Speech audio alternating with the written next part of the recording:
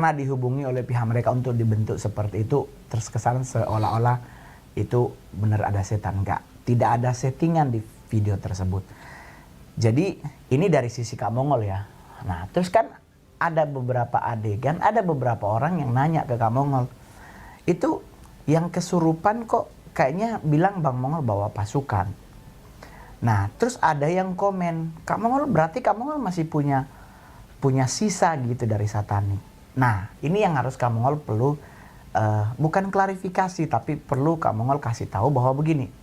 Di saat Kak Mongol mengambil keputusan keluar dari sisi satanik itu nggak ngelepasin. Nggak ngelepasin. Satanik hanya memantau dari jauh. Ya kan? Di saat Kak Mongol menyangkal iman Kak Mongol, disitulah mereka akan kembali. Begitu loh. Jadi di saat kamu menjalani hidup selama beberapa tahun sejak kamu menyatakan diri keluar dari mereka. Oleh sebab itu kalau Anda cek di ranah digital kamu selalu bilang jangan pernah, saya nggak pernah bersungut-sungut, saya nggak pernah ribet ngurusin hidup. Karena buat kamu di saat kamu bersungut-sungut berarti kamu ragu dengan Tuhan yang kamu sembah. Nah itulah yang membuat Kak Mongol sampai hari ini, maksudnya mereka nggak bisa kembali lagi ke Kak Mongol karena Kak Mongol tidak pernah meragukan Tuhan gitu loh. Nggak pernah keluar dari mulut Kak Mongol bahwa Kak Mongol nggak percaya dengan Tuhan Kak Mongol, nggak pernah. Kalau boleh jujur, masalah yang Kak Mongol hadapi berat, banyak. Kegagalan dalam hidup Kak Mongol banyak. Masalah dalam hidup Kak Mongol banyak. Plus minus di dunia entertain juga banyak. Tetapi dalam satu sisi Kak Mongol tidak pernah keluar kalimat bahwa saya nggak percaya dengan Tuhan, saya ragu dengan Tuhan, nggak pernah. Karena buat Kak Mongol, di saat Kak Mongol mengucapkan sesuatu yang meragukan tentang Tuhan yang Kak Mongol sembah, disitulah mereka kembali. Bahkan di hukum Alkitab diceritain, di saat dilakukan sebuah pengusiran setan dari seseorang, satu setan yang keluar. Tapi di saat dia melakukan sebuah kesalahan, kasar-kasarnya murtad, atau kalau bahasa benarnya dia nggak percaya lagi dengan Tuhan yang dia sembah, satu itu ngajak temennya 7, jadi otomatis 8 dalam hidup Kak Mongol. Bayangkan satu aja udah ribet banget, 2 tahunan Kak Mongol harus pelayanan, pelepasan, apalagi kalau dia jadi 8. Jadi kalau Kak Mongol boleh jujur, Kak Mongol masih tahu mereka di belakang Kak Mongol. Jadi di saat konten itu jadi, Kak Mongol sih nggak berpikir kalau itu dari sisi satani. Tapi Kak Mongol boleh jujur sebenarnya sempat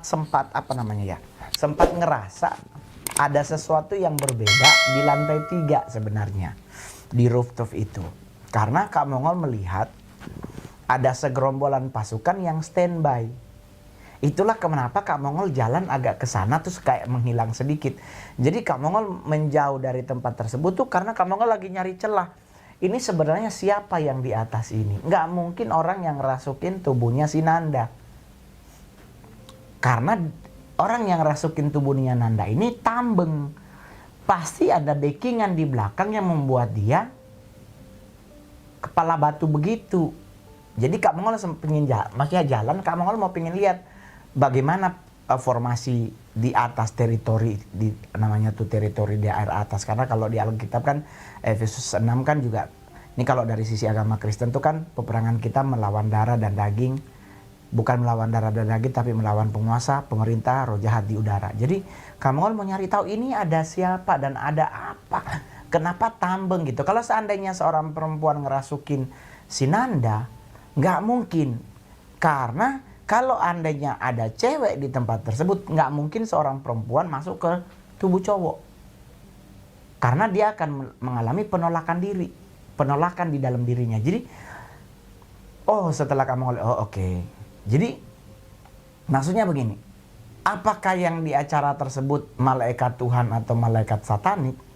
Kak Mongol sampai malam hari ini, Kak Mongol nonton bahkan tadi live-nya dan Kak Mongol lihat dari TV, bahkan Kak Mongol sampai deket banget. Kak Mongol melihat ada beberapa sosok yang ada di atas di saat kita itu segmen 3 yang kita berdua doang, yang kayak dia wait and see. Apakah di acara tersebut Kak Mongol mungkin kebaca mantra mereka atau gimana goyah iman terus akhirnya mereka bisa menarik lagi kembali Kak Mongol ke mereka atau bagaimana? Kak Mongol belum tahu. Tapi ya alhamdulillah puji Tuhan tidak terjadi sesuatu. Sekalipun memang ada beberapa manuver-manuver yang membuat Kak Mongol berpikir oh ini kayaknya ada yang nunggang ini. Jadi itu adalah salah satu hal yang kalau Kak Mongol boleh jujur tidak ada rekayasa sama sekali. Sama dengan di podcast Kak Mongol yang bareng-bareng Kui Entertainment yang Stand Up for Ghost.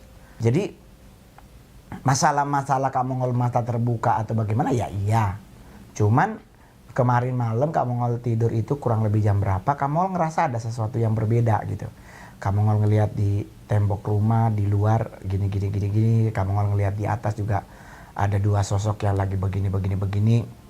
Itu Kak Mongol posting di story Instagram Kak Mongol sama di Facebook.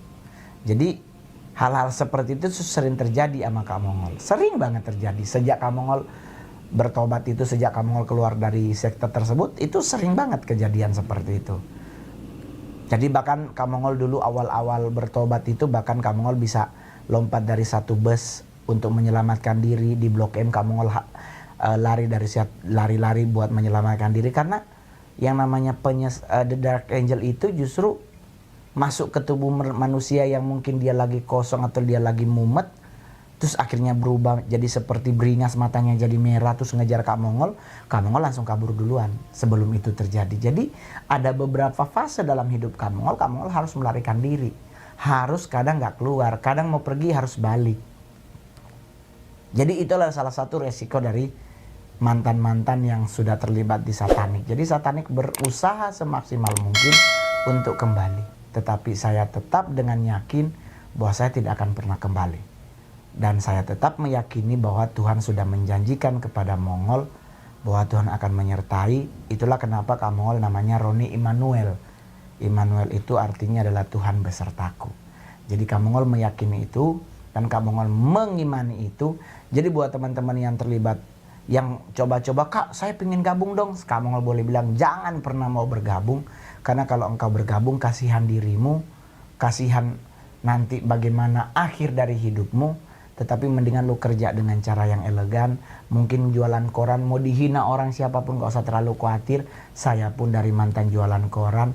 Banyak pengusaha-pengusaha sukses yang senior-senior juga dulu dari jualan minyak, jualan bakmi, tapi mereka tetap bisa sukses karena punya kemauan dan punya hati yang ingin bekerja. Jadi buat teman-teman gak usah khawatir dan ingat baik-baik di konten tersebut Kak Mongol datang bukan sebagai pendeta, tetapi saya datang sebagai seorang artis, seorang seniman.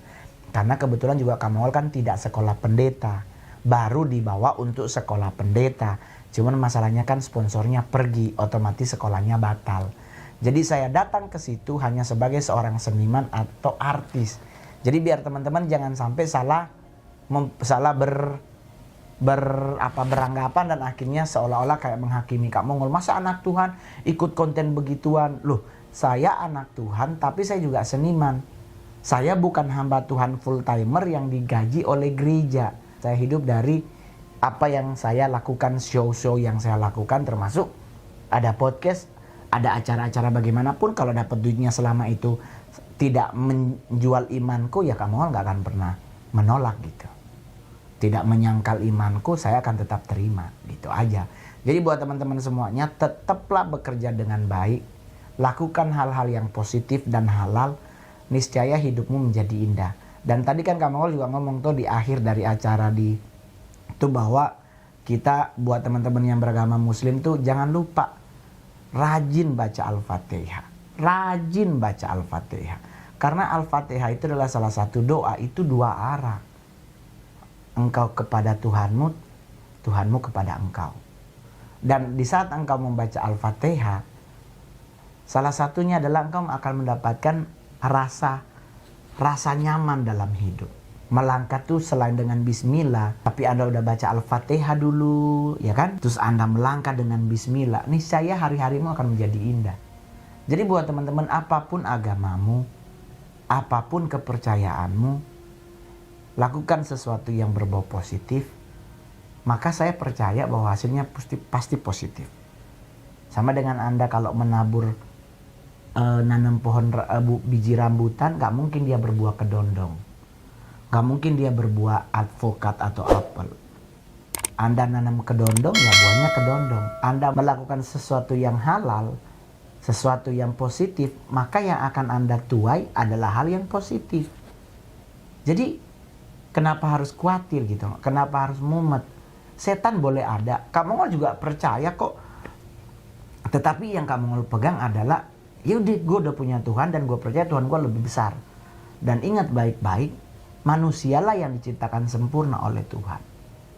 Jadi otomatis strata sosial kita, kasar-kasar sombongnya derajat kita lebih tinggi daripada mereka. So, kenapa kita harus takut?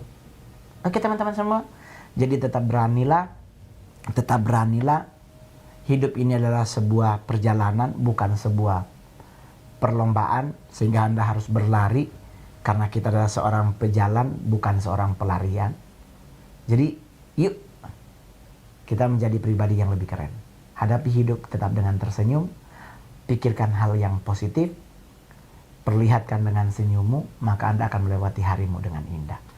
Terima kasih teman-teman, jangan lupa di subscribe, di share, dan di komen, baru lonceng. Thank you, gua Mongol.